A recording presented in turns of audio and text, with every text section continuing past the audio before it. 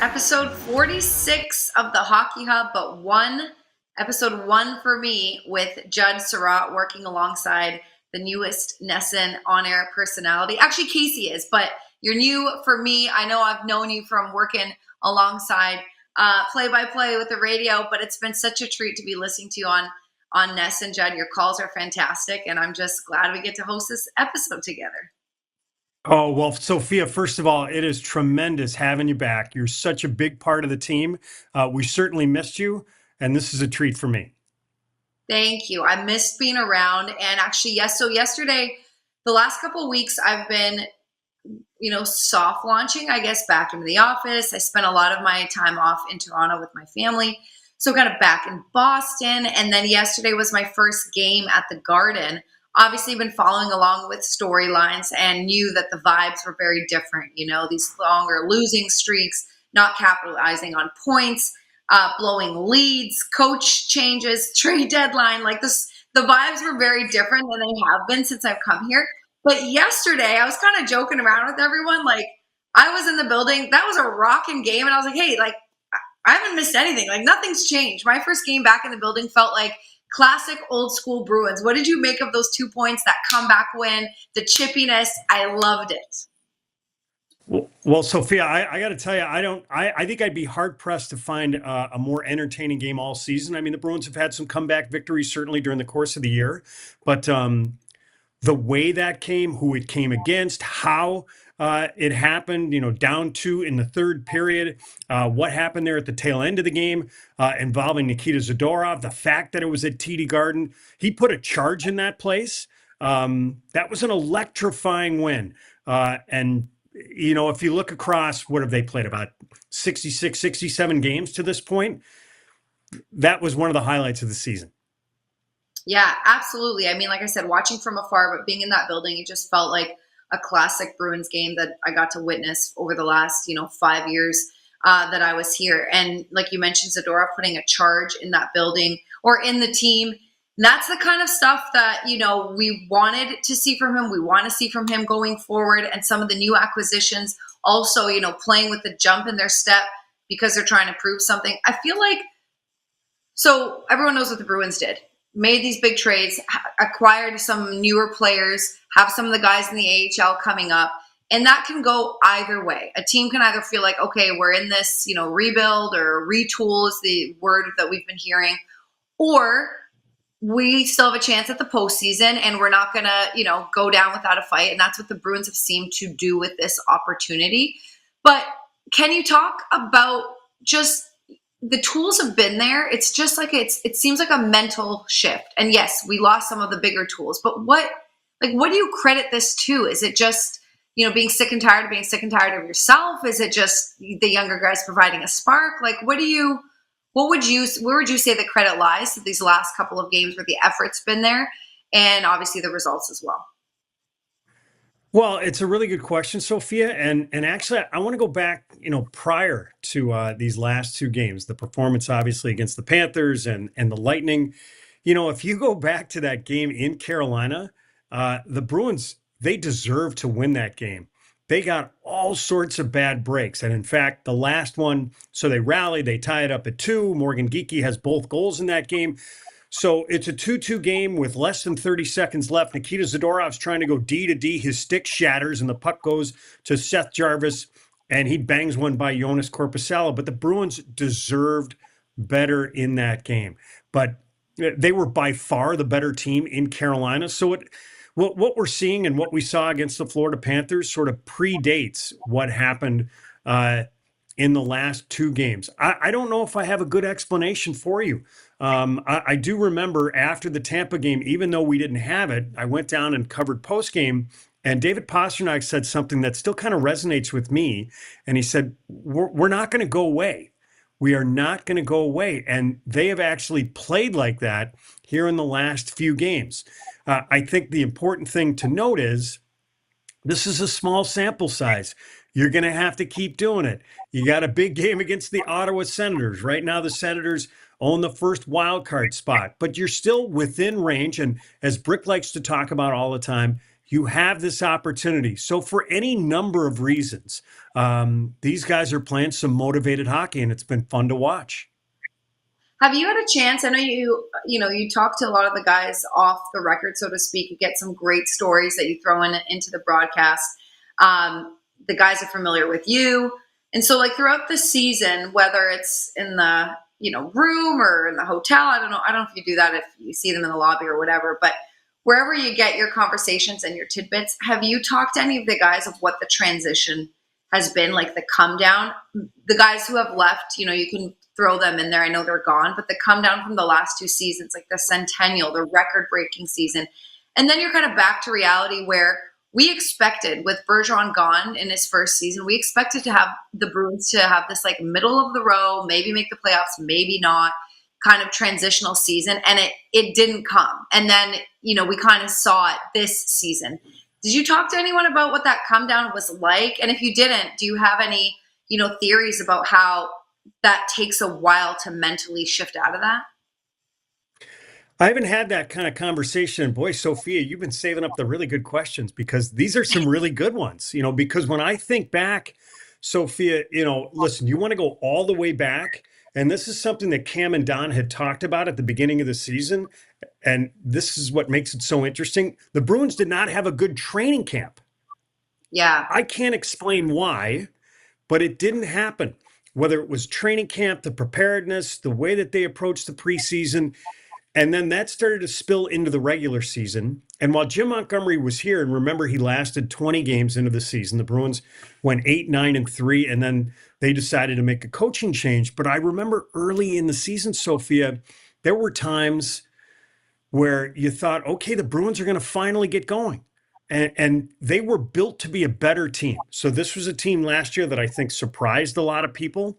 But they added in a way they added to their identity, I think was the whole idea during the summer.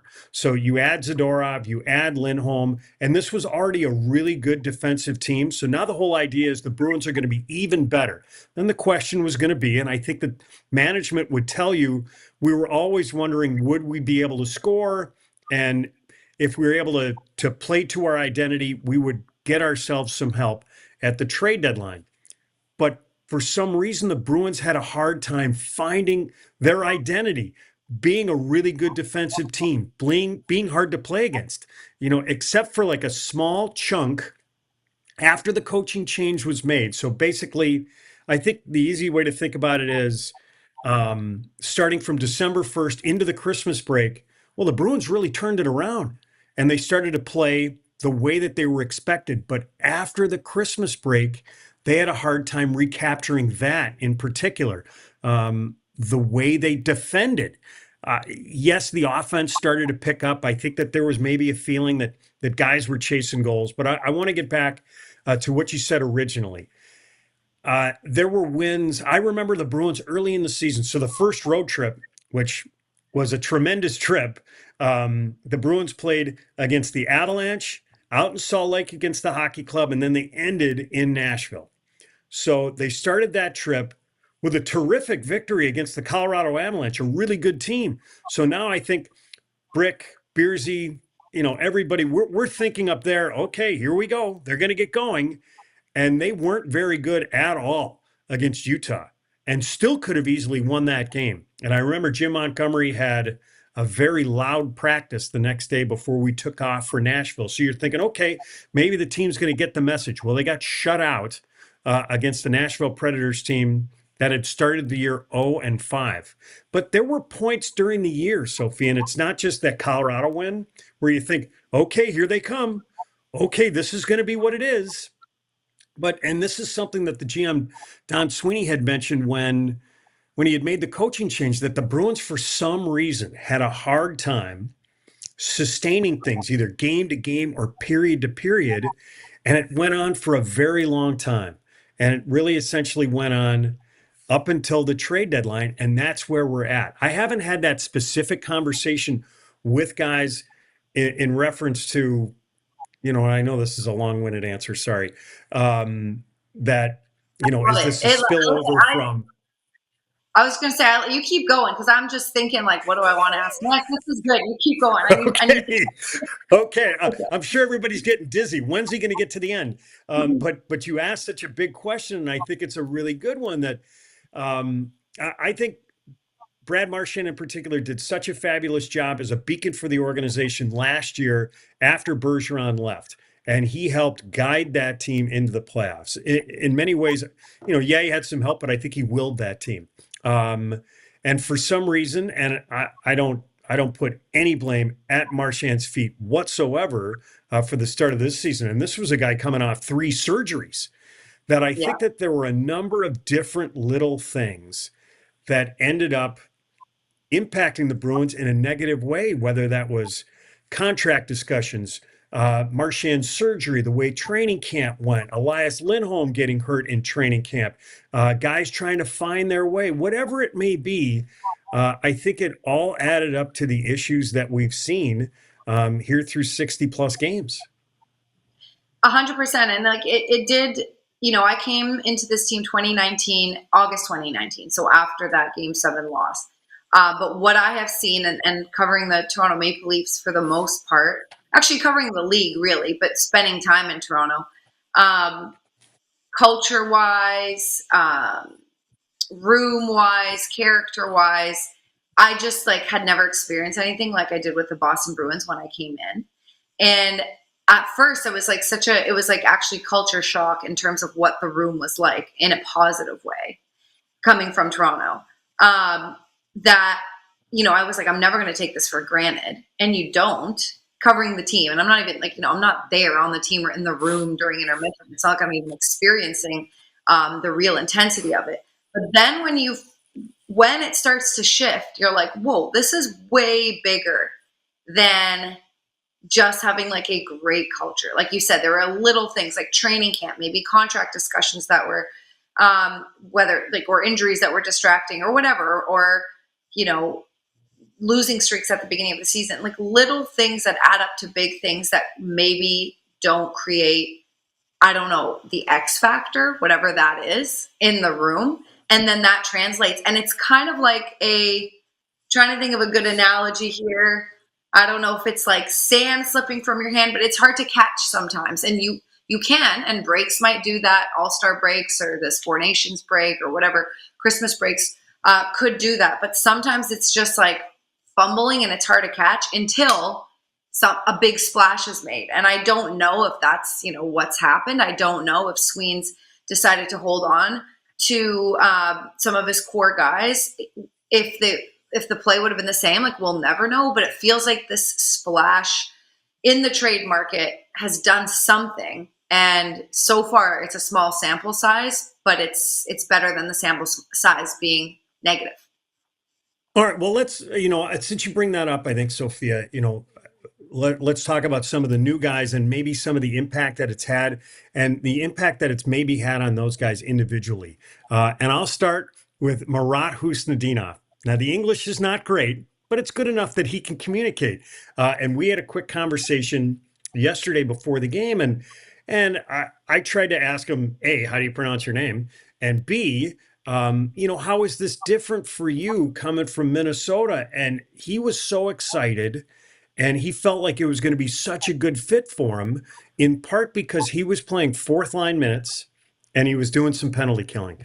Well, his minutes have gone up. Like, I don't think it looks like a lot, but if you were playing 8 or 9 minutes and it's gone to close to 13, that's significant. Plus, he's playing with some guys who have some skill. He's playing in a different role. He's excited. So that's number one.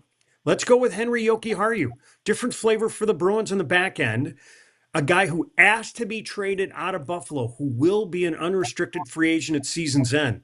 Clearly motivated. I think he was excited the fact that the Bruins were in the mix.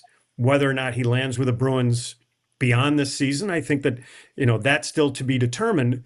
But obviously he has something to prove, and he has something to prove in a different situation. Jacob Lauko was in and out of the lineup for the Minnesota Wild. Part of that had to do with injuries. Well, now he's back. He understands the situation. He understands Boston, and he understands the culture. So another guy, clearly motivated, Casey Middlestat. Let's take him as an example. Didn't work out for him in Buffalo. He gets traded to the Colorado Avalanche. I talked to some of the Avalanche people here in the last couple of days, what was going on with Middlestat. And I think, once they made the trade for Brock Nelson, he became a guy that they're like, listen, if I've got a guy like Brock Nelson who's going to man my second line, I don't know if Casey fits as a third line center. So he became available to other teams, and the Bruins made a hockey trade. They traded Charlie Coyle for Casey Middlestat, two very different players.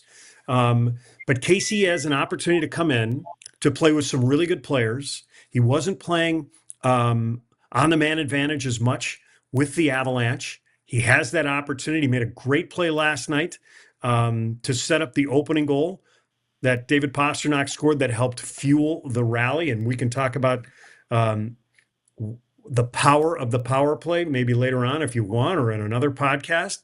But so he's also a guy who's motivated. Different situation. How does it fit for him? And can he take advantage playing with some better players that maybe he did not have that opportunity to do regularly in Colorado? So those are just four guys in particular. And I also think that the style that those guys play is a little different from what we've seen with the Bruins. With Brandon Carlo, listen, a terrific player. All those guys who were here and departed, they were all great Bruins, really good Bruins, but all different players from the ones that the Bruins acquired.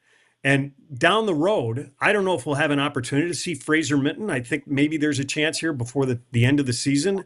I'm really interested to see what he looks like. He was the prospect that the Bruins acquired in the Brandon Carlo trade to Toronto.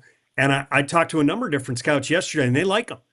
He projects a lot like Charlie Coyle. He's not as big as Charlie Coyle. He's left-handed, but a character player.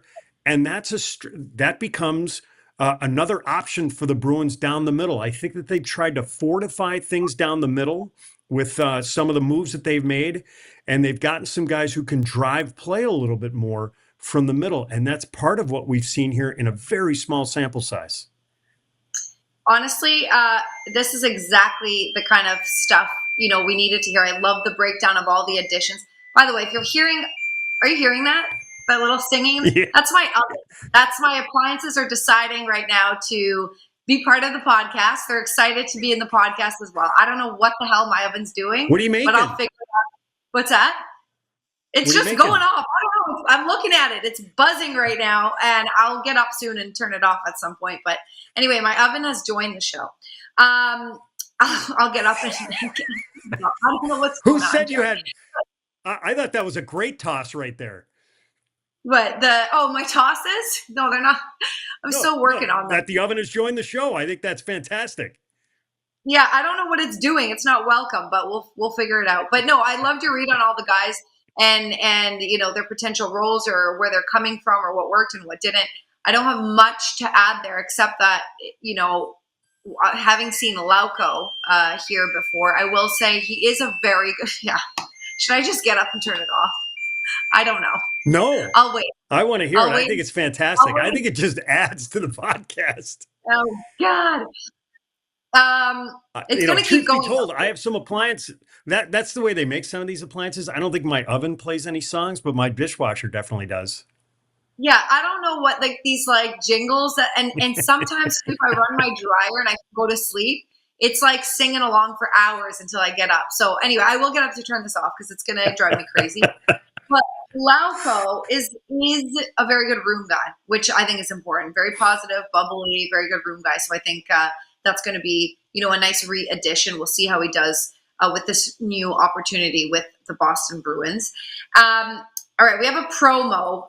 As with everything, you can see on the bottom over there, like, subscribe. I feel like it's cheesy kind of saying like and subscribe, but it's what you got to do. We're promoting the show. The good news is you can pretty much get it absolutely anywhere. So you can find it on YouTube, Spotify, Apple Podcasts, Amazon Music, all of the above. Okay, real question to my producer. Can I go turn off my oven or should I just keep rolling because it's going to keep going off? I would love Brennan to. Okay, we're going to keep rolling. So every 30 seconds, we're going to hear some buzzing. Um, Sorry, guys. This is just how it is. I would love to throw to, so Joe Sacco has this conversation like he does every game with Brick one-on-one. And I actually wanted to quote him and then ask a question to you, but I wasn't sure if he said it yesterday, if I'd heard it somewhere else. So let's throw to it. I'll re-listen to it and we'll come back and talk about it. Joe, before I ask you about tonight's game and the great third period and the win over the Panthers, you know, the roster turnover is significant this time of year. What are the challenges for you to get these new players assimilated? Yeah, I think just like you said, getting organized, getting them up to speed with how we want to play. You know, you don't want to overload them with too much information right away. I think when you do that, the players stop skating, they get a little bit paralyzed. So we're trying to just do it day by day, break it down so that we're not giving them, like I said, too much at once.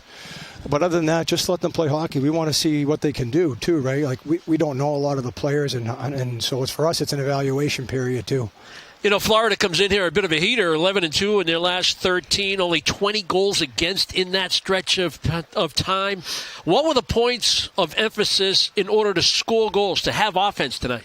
Well, I think against that team, you really need to be strong on pucks in the offensive zone. They're a heavy team. They got good sticks. Obviously, they're a winning team for a reason because they defend hard. So we needed to do a better job as the game went along as far as holding on to pucks in the offensive zone. And I think that the power play obviously got us a big goal there, which was nice. It's been struggling, we know, at times this year. So that gave us a lift, and then we carried some momentum after that. Probably an unfair question, and this is the last question, but I'm curious about the believability. You know, when you have new players come in and you had some seasoned veterans leave and you're still very much in this playoff race, how's that believability factor in the room right now? Because two pretty impressive wins the last two games. It's there. There's no question. I think we go back to the Carolina game where it was that game was before the deals were made, obviously, some of the other deals. But we played a solid game there in Carolina. We carried it over after the deadline into Tampa. And then, obviously, what we did tonight, I think that gives our guys hope and belief. Well, congratulations on an impressive victory. Okay, thanks, Brick. Okay, I'm not crazy. It was yesterday when he said that. And before we set up the Ottawa game, I kind of wanted to ask you what your thoughts are on what Joe said about letting them play. You know, they're also learning, these guys too.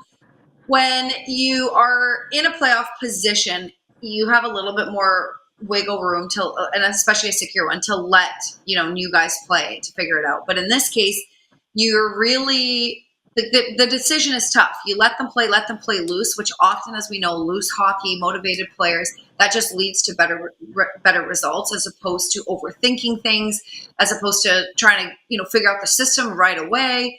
So that we're seeing that, and that leads to a good result. But then there's also the risk where, you know, a couple of more losses could really just solidify that you're out and you're not making that wild card position, depending on what other teams do. So you're just in this like fine little window of like, let them play loose, let them play free, versus, you know, trying to coach or I don't know if overcoach is the right word. Where do you think the Bruins and Joe and the coaching staff, like, is letting them play the right move? Because we're seeing a lot of, you know, creativity and like zip with it.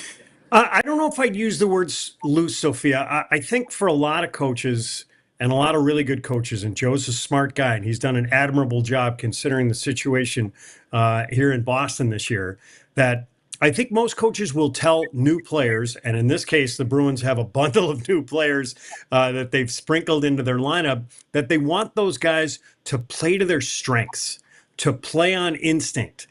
And if systematically, hey, that maybe there's something that they would like to tweak, they will tell them that as they go along. But I think, you know, for most players in the National Hockey League, and it's not just new players, I think if you're thinking the game is so fast, then you're not going to be able to execute the way that you need to. You need to be able to do things on instinct. So I think as these guys start to get accustomed to not only Boston and the Bruins, they're going to get accustomed to how the Bruins play.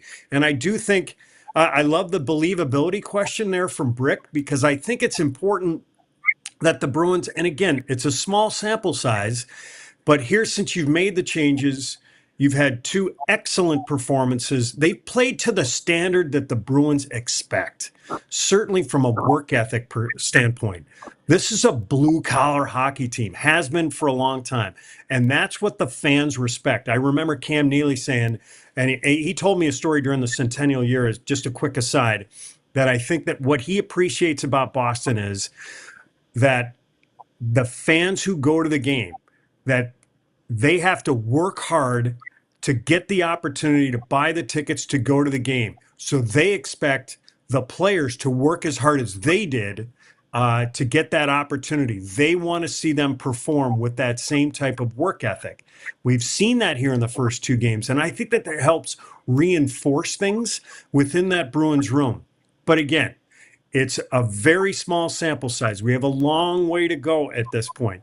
And the Bruins, listen, there's opportunity that is still there, not only individually, but collectively for this team if they're able to band together here in the last month of the season. Yeah, and one of them starts or continues, I would say, against the Ottawa Senators tonight. This is a huge game. I think it was in high school. I'm trying to remember the last time the Bruins and the Sens had a big rivalry, but it did exist, and it was fun to watch. But it's been a while for the Ottawa Senators especially. So huge game. We know what's at stake in terms of points. What are you expecting in this matchup? And do you feel the momentum continuing for the Bruins? Maybe not the result, we'll see, but the momentum at least. Well, you have two teams, the Bruins, here in the last three games, essentially, even though they don't have wins in three straight, they've won each of their last two that are playing the right way. And they're going to be playing an Ottawa Senators team that here in the last couple of weeks has started to pick it up. I believe they're 5-0-1 in their last six.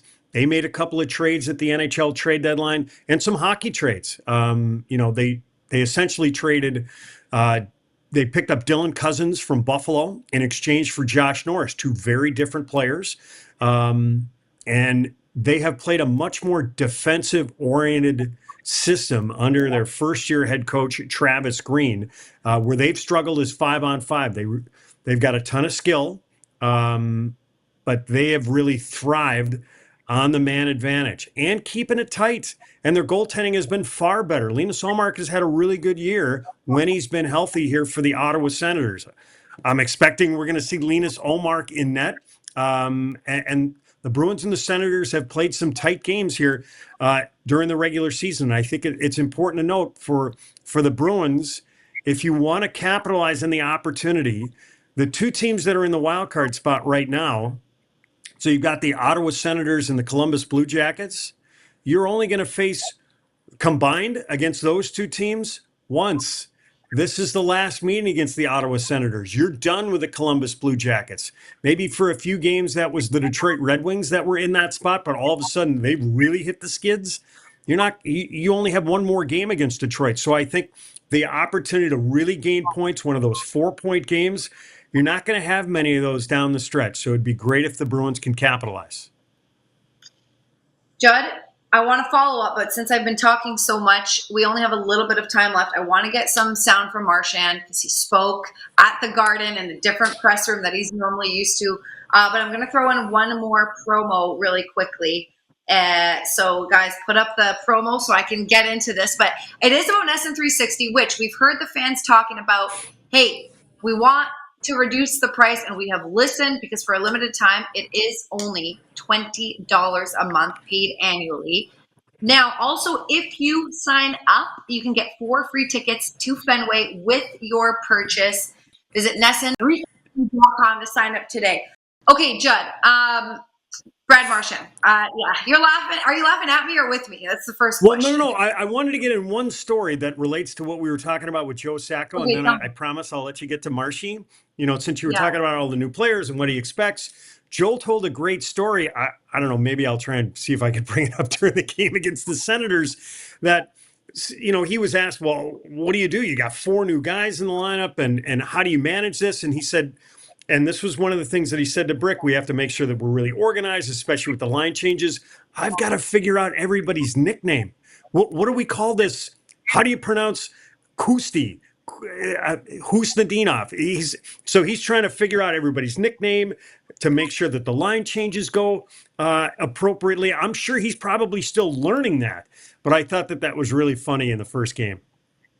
No, honestly, I always chirp and joke about nicknames, but I never really thought about coaches, calling them. I know Monty loved numbers, right? He would always say 63 or, whatever.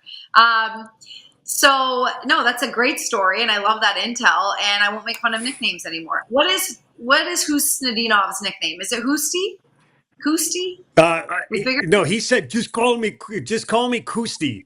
I'm like, okay, Koosty. well, I can't call you that on the air. I have to call it Husnadinov.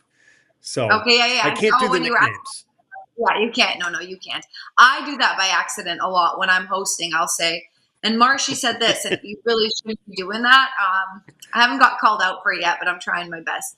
But speaking of number 63, Brad Marchand spoke to the media we have all of it, anything you've missed, we have it on the Nesson socials. But let's just play a couple clips for you right now. Been in the past a long time. Seen him go from a little boy to one of the best players in the world. It's been incredible to see. But they both lead in different ways, and I think they're especially together. The way I look at that is like a Bergie Z type thing, where they're co-leaders, where they have different things that different ways they can lead, and but they've been around. They've seen it, and the way that Z and Bergie have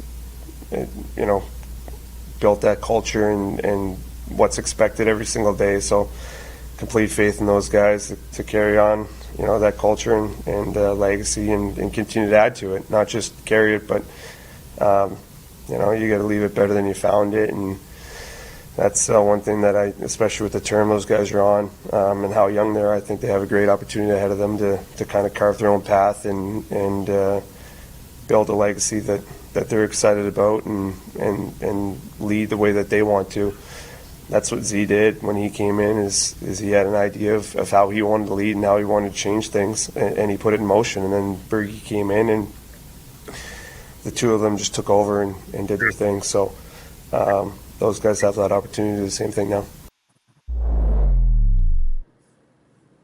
Judd, I think we have like 2 minutes. I'm not going to ask you who you think the next captain should be, because I don't think that's a fair question. But I do want to ask you about the pride and importance, if you're wearing the A on your sweater when you don't have a captain in the locker room, just, how important it is for the guys who've been around that culture to make sure they keep building on it. I guess my first thought is, Sophia, that there are a lot of times that teams will go without a captain for more than a season. I can think about the New York Rangers. When Jacob Trouba took over as a captain, they had gone maybe 4 or 5 years without a guy wearing the C. So it may take some time, and that's okay. Agreed. I think a lot of times, if whether it's David Pastrnak or Charlie McAvoy, who assumes that mantle, I think all that stuff has to happen organically. And these guys are still young players. I mean, they're in their late 20s. And I think that these things take time. I think it certainly took time for a guy like Brad Marchand. Listen, Sophia, you can speak to this as well. I think because he had a chance to learn from Chara and Bergeron, I think over the years, it was easy to sense, certainly, during my time in Boston, and I had him for 8 years, that you could sense the type of conversations he was having, how he was speaking, the points he was trying to make, where he would try and interject himself, that he started to talk like a captain. And this was before he was given the seat. But you could see that coming. I can sense that, with David Pastrnak. Here in the last couple of years, he's grown up a lot. And I think the same for Charlie McAvoy, whether that's getting married, having kids, just going through life and going through a bunch of experiences. I think those guys have matured. I think they're maturing. And I think the other thing that Marshy points out, and he pointed out for many years, and everybody around the team, and this too, that there were all of these people who supported Bergeron and Chara that were in that secondary tier of leadership. And you need those guys pulling. And that's why. So when guys like Brandon Carlo and Charlie Coyle and some of those guys depart, and I think the GM Don Sweeney understands, hey, I've really kind of changed. Not only have I changed my roster, I've changed my leadership core. That it's going to take a lot of people to get into the mix and start to pull on that rope together, and that's going to take some time. I agree. It's going to take some time, and we're not in a rush. It's okay not to have a captain right away, and I think an emerging leader will come out. And I think the end of this regular season into the postseason and the summer and next year's training camp and start is going to say a lot. But with that, Judd, we are out of time. So I'm going to thank you for joining the show. I'm going to thank the oven for making an unexpected appearance. Have fun with the game, and I'm going to catch up with Natalie Noury on some college hockey information and stuff. We're going to catch up about the Boston Fleet as well. Judd, thanks a lot. Thanks, and thanks to the oven. Natalie Noury joining the show right now. Officially, you're the PWHL reporter, but you do so many things. We were just talking about the hectic life that it is to be a reporter, but we choose it, so we can't complain. We choose it. I've chosen this life. You've chosen this life. We're getting you this tiny little window so you can join the podcast. So first of all, thanks for your time. But before we get into the X's and O's of what you've been covering, give us a bit of a behind the scenes of what your day looks like in this crazy time with playoffs and et cetera, et cetera. Yeah, it's great to see you again. Great to be on the show again with you. But yeah, it is a crazy time. And you know what right now is obviously college hockey playoffs. The women's college teams just kind of wrapped up on the Hockey East side of things. Men are now in full swing as they head to the first round of playoffs on Wednesday night, and then quarterfinals on the weekend, and then boom at the Garden. So there's that going on, and then there's the PWHL as they're still in the thick of their regular season. And what's crazy, even more so, is that baseball is starting. They're in spring training, but for me, the Worcester Red Sox come back to town at the end of March. So it's a crazy overlap time of year, but you know, when you're remote, you say you have days at home. It's not necessarily a day off because you're scheduling coach calls with head coaches and trying to catch up and do your homework on teams as you're studying and preparing for these games. But at the same time, you're going to have to film like promos for the start of the baseball season and driving in and out of the baseball stadium to try to film things. And then at the same time, the PWHL is starting to do a couple of different things in new venues like Agganis Arena in Boston. So a lot of production calls, meetings, and when you're not on the road, you're still grinding. So it's a crazy time of year, but you know, wouldn't have it any other way. Like you said, we chose this. Definitely. You mentioned a couple of things you're doing. Let's talk about women's hockey. BU winning in overtime over Northeastern on Saturday. Tell us first, before we get into their upcoming match tonight at 8 against Clarkson, what makes this BU team so special? Yeah, you know what? I feel like it's been a long time coming for them, and not even a long time coming, but this has been expected and just kind of very highly anticipated, just kind of run for them, because I feel like, especially against Northeastern in the Bean Pot, that's a team that they were kind of targeting. So to face them again in the Hockey East championship game, I felt like I kind of started to see a change in momentum right after the Bean Pot, because you know, they were flying into the Bean Pot, so things looked great. But then they got to the tournament, and I remember Tara Watchhorn saying it felt like we were kind of starstruck from the moment. So I don't know if it was playing on the stage or just the excitement of the day, but she felt that that wasn't really the identity of the team.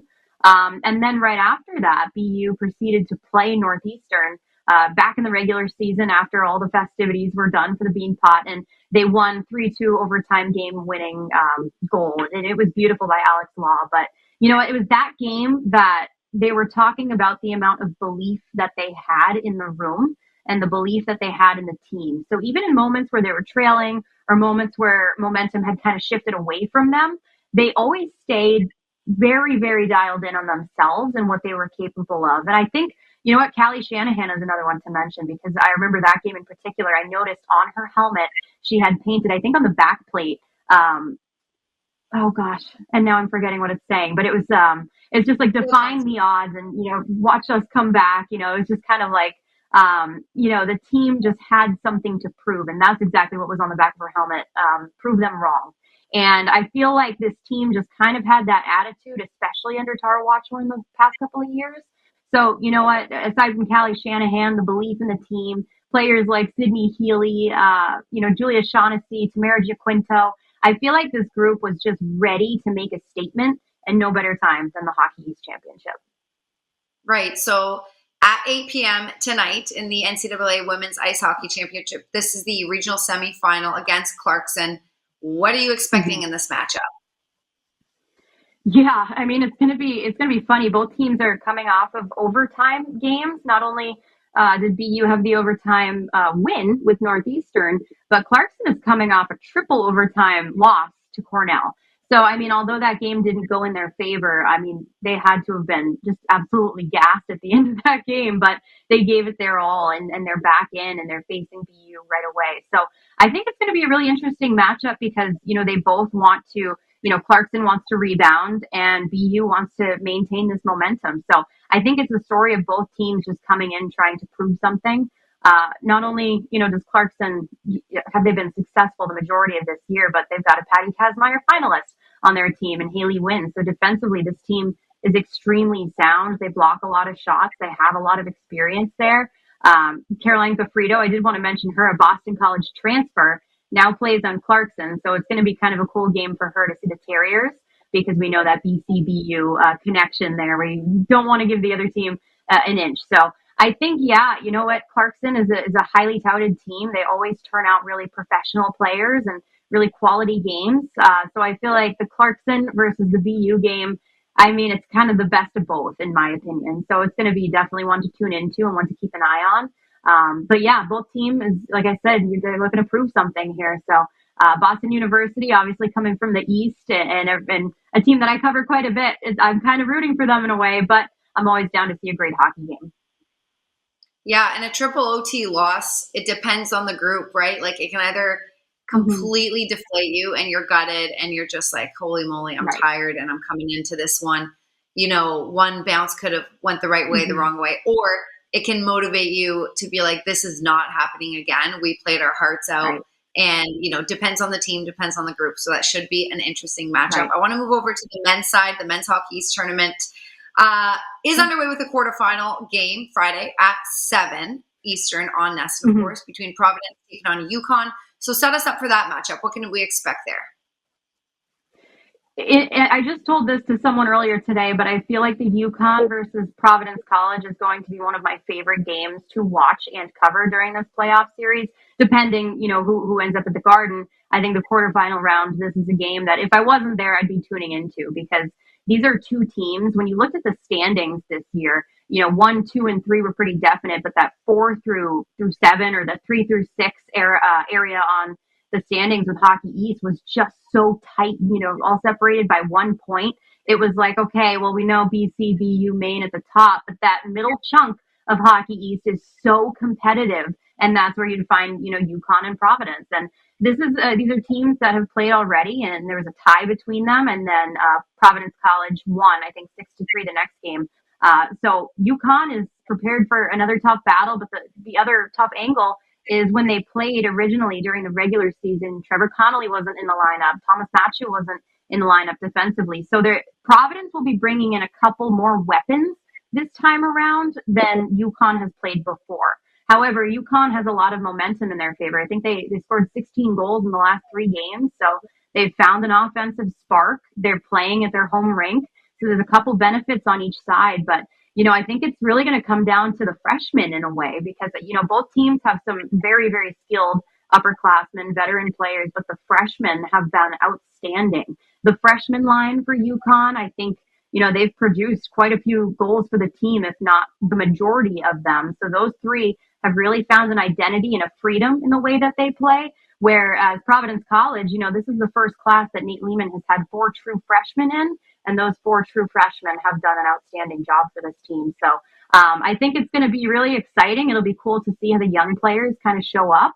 And I think it'll be a really good indication as to what these two teams look like moving forward after this year and just years ahead, because they're really building the foundation of successful programs.